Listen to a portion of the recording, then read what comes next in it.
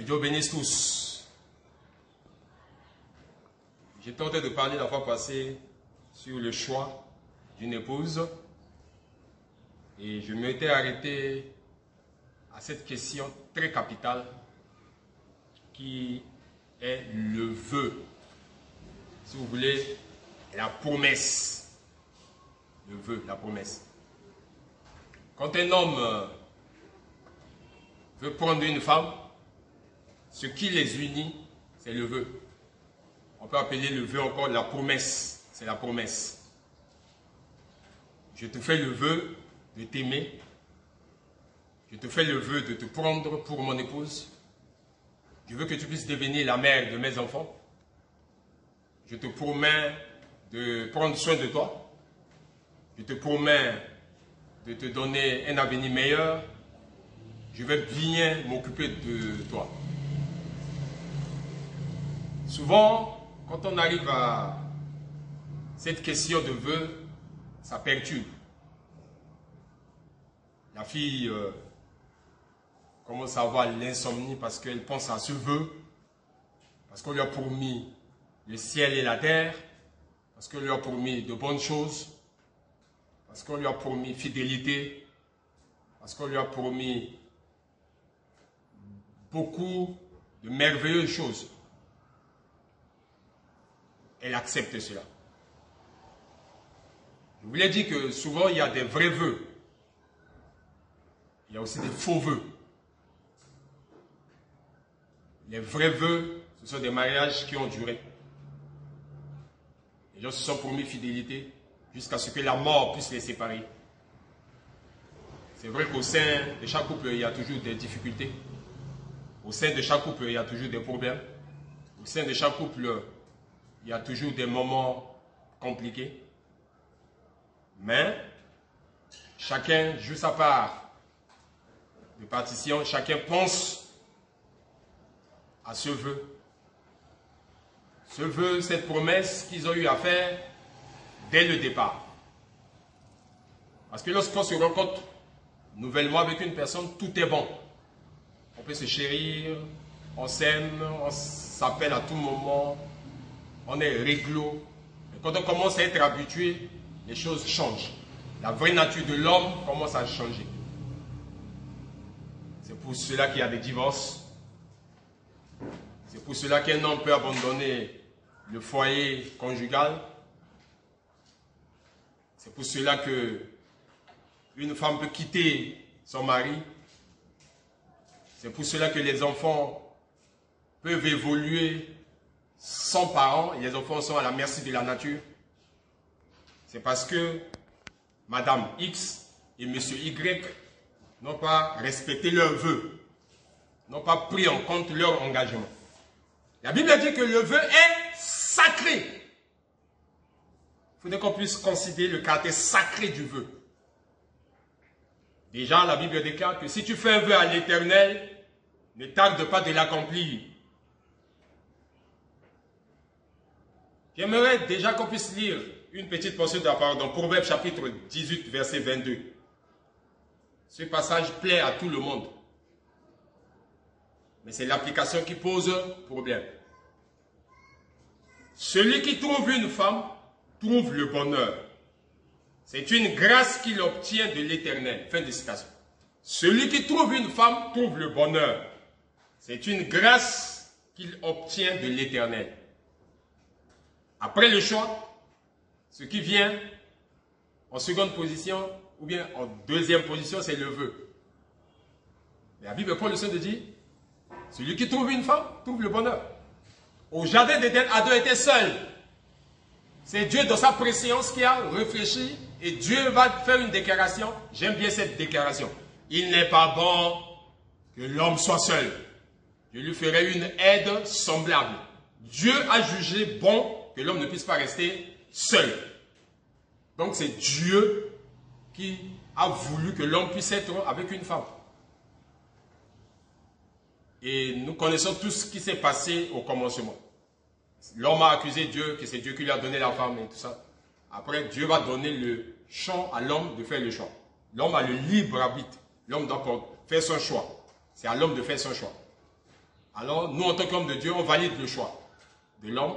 Dieu aussi, il valide cela. Et les gens sont obligés de respecter leur engagement, de respecter leur vœu. En parlant de ce vœu qui est sacré, j'aimerais que nous puissions, ensemble avec vous, prendre dans la Bible le livre de Juges, au chapitre 11, verset 29 jusqu'à 40. Juges, chapitre 11, verset 29 jusqu'à 40. Pour parler du caractère sacré du vœu. Écoutez ce que la Bible dit. L'Esprit de l'Éternel fut sur Jephthé. Il traversa Galade et Manassé. Il passa à Mitzpé de Galade. Et de Mitzpé de Galade, il marcha contre les fils d'Ammon. Jephthé fit un vœu à l'Éternel et dit, écoutez, soulignez cela.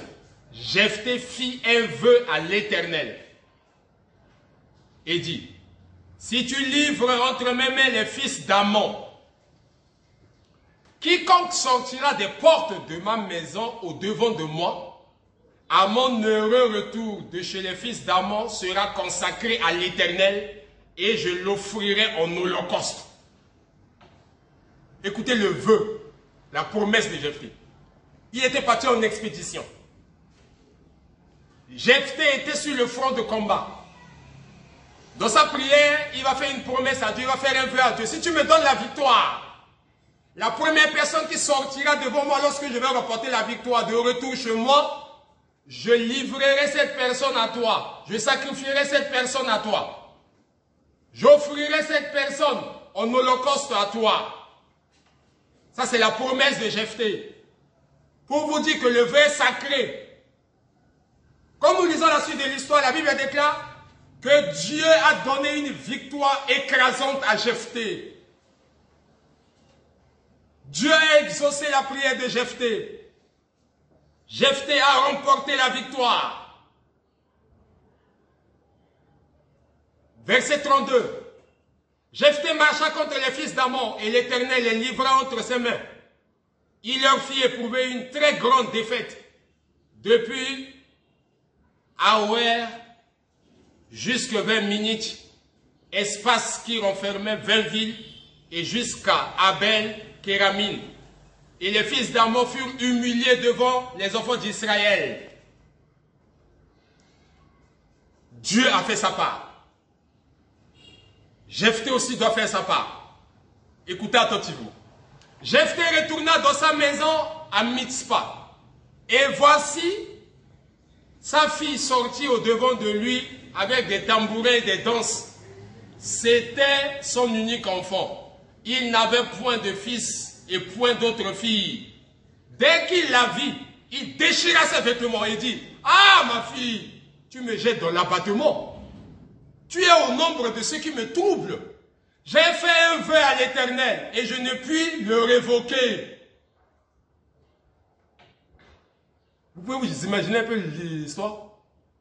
Jephthé, en faisant le vœu à Dieu, n'a jamais pensé que la personne qui va sortir premièrement devant lui, c'était sa fille. La Bible prend le seul de dire, c'était sa fille unique. Jephthé n'avait ni garçon, Jephthé n'avait ni d'autres filles, Jephthé n'avait que sa fille unique. Mais comme Jephthé avait fait un vœu à l'Éternel, comme Jephthé avait fait une promesse à Dieu, donne-moi la victoire, Seigneur. Que mes ennemis puissent tomber sous mes pieds. Mais je te promets que lorsque tu me donneras la victoire, en rentrant chez moi à la maison, la première personne qui sortira devant moi pour manifester la joie, cette première personne-là sera sacrifiée. Remarquez, il se peut que Jephthé pensait que c'était l'enfant de son voisin qui allait sortir. Il se peut que Jephthé a pensé que c'est la servante qui est à la maison, qui devait sortir. Vous voyez, non? Si c'est pour la servante, mais c'est facile. On peut la sacrifier facilement, non? Si c'est l'enfant de quelqu'un, on peut sacrifier l'enfant facilement. Si c'est le fils ou bien la fille d'un voisin ou bien d'une voisine, ça devait être facile. Si c'est quelqu'un qui n'a pas d'importance, ça devait être facile. Mais Dieu, c'est un Dieu de paradoxe. Dieu, il fait souvent des choses qui dépassent notre entendement. Malheureusement pour Jephthé, c'est sa fille qui vient au courant pour l'accueillir. Quand Jephthé a vu sa fille, Jephthé était tombé dans un découragement jamais égalé. Jephthé était tombé dans le désarroi. Oh ma fille, tu es parmi les gens qui me troublent. J'avais fait un vœu à l'Éternel en disant à Dieu que la première personne qui sortira devant moi après la victoire, j'allais la sacrifier. Qu'est-ce que tu me fais comme ça, ma fille? Écoutez la réponse de la fille. Elle lui dit, mon père, si tu as fait un vœu à l'Éternel, traite-moi selon ce qui est sorti de ta bouche. Maintenant que l'Éternel t'a vengé de tes ennemis, des fils d'Amon. Et elle dit à son père, que ceci me soit accordé. Laisse-moi libre pendant 2 mois. Je m'en irai, je descendrai dans les montagnes et je pleurerai ma virginité avec mes compagnes. Remarquez, la fille était encore vierge. La fille n'avait point connu d'homme. Combien de filles ont perdu leur virginité? Dans des promesses incantatoires, dans des promesses fallacieuses, dans des illusions. Combien de personnes sont en train de souffrir? Combien de personnes ont contacté les maladies sexuellement transmissibles et les maladies vénériennes à cause des fausses promesses? La Bible déclare que la fille de Jephthé était encore vierge. Je dis ceci. Au jour du jugement, cette fille-là condamnera plusieurs filles qui se sont laissées aller, qui se sont entraînées dans des bêtises et qui ont perdu leur virginité pour des promesses illusoires, pour des vœux irréalisables. Elle était encore pure. Elle n'avait pas connu d'homme. Elle n'avait point connu d'homme. C'est difficile au XXIe siècle de trouver une jeune fille qui est calme, qui écoute la parole, qui grandit dans la parole, jusqu'à entrer dans le mariage vierge. C'est difficile. Je dis que ce n'est pas impossible, mais je dis que c'est difficile. Toi qui m'écoutes, que Dieu puisse te faire grâce. Toi qui n'as pas encore connu un homme, que Dieu puisse t'épargner de cela. Que Dieu puisse te faire grâce. Toi qui n'as pas encore connu de femme, que Dieu puisse te faire grâce, que Dieu puisse t'épargner. Que ces démons, de ces cercles mauvais qui perturbent les garçons et les filles ne puissent pas te perturber. La fille de Jephthé était encore vierge. Alors, cette fille a demandé à son papa de lui laisser le temps d'aller sur la montagne avec ses amis, de se réjouir et de pleurer sur sa virginité. Alors le papa va dire, va. Et il la laissa libre pour 2 mois. Elle s'en alla avec ses compagnes. Et elle pleura sa virginité sur les montagnes. Au bout des 2 mois, elle revint vers son père. Et il accomplit sur elle le vœu qu'il avait fait. Elle n'avait point connu d'homme. Dès lors, s'établit en Israël la coutume que tous les ans, les filles d'Israël s'en vont célébrer la fille de Jephthé, le Galatite, 4 jours par année. Jephthé était un homme de parole. Jephthé était sincère. Jephthé était sérieux. Le mariage doit être basé, doit se focaliser sur la sincérité, sur un véritable vœu. Jephthé, si c'était moi, si c'était toi, si c'était nous, on devait trouver 1000, 10 000 raisons pour épargner notre enfant. Les gens oublient que le vœu est sacré. Quand tu fais un vœu à l'Éternel, ne tarde pas de l'accomplir, dit la Bible. Quand tu fais un vœu pour épouser une femme, tu dois exactement faire comme j'ai fait. Toi, femme, quand tu acceptes de prendre un homme comme ton mari, tu dois accepter cela. Parce que le vœu est sacré. C'est une question de vie ou de mort. Nous devons nous attacher à notre vœu. C'est pour cela, dans cette question d'union, dans cette question de mariage, il ne faudrait pas qu'on puisse s'emballer. faut qu'on puisse aller calmement. Il faut qu'on puisse bien prendre le temps pour demander la face de Dieu avant de se lancer là-dedans. Parce que ça peut nous amener au ciel comme ça peut nous amener en enfer. Je déclare et je réitère encore qu'après le choix, il y a le vœu. Mais le vœu est sacré. Je parlerai pendant quelques minutes avant de terminer sur les faux vœux. Il y a les vrais vœux, il y a les faux vœux.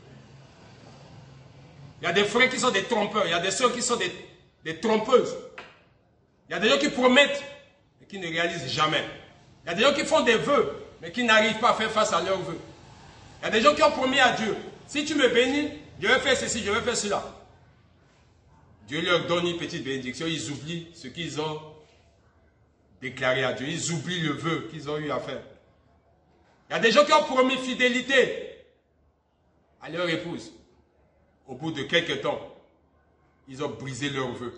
Il y a des femmes qui ont brisé leur vœu. Lorsqu'on brise le vœu, c'est un faux vœu. Lorsqu'on trompe, c'est un faux vœu. Dans ce siècle, là où nous vivons, il y a beaucoup de faux vœux. Et ces faux vœux amènent les divorces.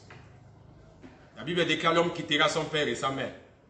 Mais quand vous écoutez quelqu'un dire, je veux retourner chez mes parents, je veux toujours retourner chez mes parents, les gens veulent toujours repartir à la case du départ. Lorsqu'on quitte, on est dans la volonté parfaite de Dieu. C'est la Bible qui le dit. Vous voyez des grandes filles retournant encore chez leurs parents. La pyramide est renversée. Que Dieu nous aide afin que nous puissions, dans ce grand lot du choix, tenir compte du vœu. Le vœu est très capital. Lorsqu'on fait le vœu, c'est pour le bonheur et le malheur. Et le vœu, c'est un engagement. Lorsqu'on s'engage, c'est pour le pire et pour le bien. C'est entre la vie et la mort. La Bible déclare jusqu'à ce que la mort vous sépare. Essaie de fouiller dans ta vie, toi qui m'écoutes, pour voir combien de fois tu as promis des choses que tu n'as jamais réalisées. L'Éternel est fidèle. Lorsqu'il promet, il réalise. Lorsqu'il dit quelque chose, il accomplit cela. Jephthé, également au jour du jugement, se lèvera. Il va condamner beaucoup d'hommes qui ont fait des vœux, qui n'ont pas respecté cela. Le vœu est sacré. Que Dieu vous bénisse tous. Shalom à l'épouse de Christ. Rendez-vous très bientôt autour de la parole parlée qui produit la semence originelle.